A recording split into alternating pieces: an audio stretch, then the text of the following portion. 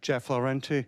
Mr. Prime Minister, following up on your answer just now, which broadened the aperture from women to the minorities in Pakistan, and Richard's earlier question about radicalization there, you have seen bombings of Shiite mosques in Quetta and elsewhere, the assassination of Governor Salman Taseer by an Islamic extremist, the capital death penalty case of Asia Bibi, who was finally allowed out of Pakistan for being a Christian who didn't entirely reverence the Prophet Muhammad. And you have publishers who are fearful of Islamist attacks and such.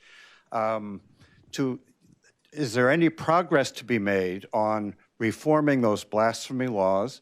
And how pervasive is the sense of the tiny minority of fundamentalists being able to employ violence in order to enforce religious conformity? And you get help from elsewhere in the Muslim world, like Saudi Arabia, at being able to progress toward a more moderate Islam.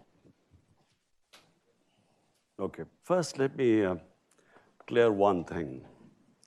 There is only one Islam. There's no such thing as moderate Islam or radical Islam.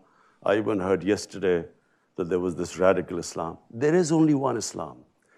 Islam, like all human communities, has its radicals, majority moderates, and then, of course, some lunatics who every human society has it. There you might have your racists. When I first went to England, there were these skinheads who would beat up people because of the color of their skin.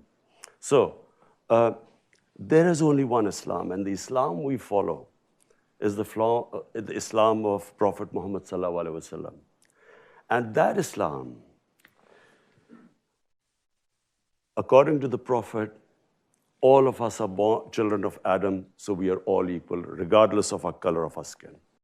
That Islam gave complete rights to minorities. In the state of Medina he created, a Jewish citizen wins a case against the Khalifa, the head of state. He loses a case against a Jewish citizen, which means that they were equal citizens if they could stand and win against the head of state. That's the Islam we follow.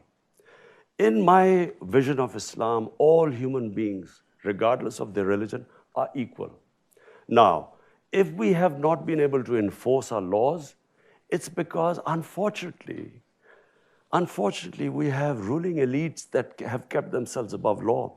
And when that happens, and Pakistan is not the only country like this. There are countries where you have sections of populations, the elites, above the law. And when that happens, there is no rule of law. Then might is right.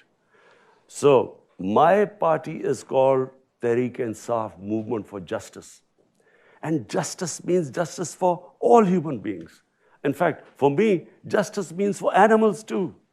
Because in the state of Medina, who we look up, for Muslims, there is only one model, and that is the Prophet created the state of Medina. That state of Medina gave rights to women first time, property rights. That state of Medina first introduced progressive taxation. First welfare state. State took responsibility of above law. So, and as I quote, a Jewish citizen could win a case against the head of state. That's the state that's the ideal we move to. Unfortunately, we are not close to that ideal, and this is why 13 months down the line, we have, at least what we have done is, no one would have touched the criminals who plundered our country. No one would have been able to put them in.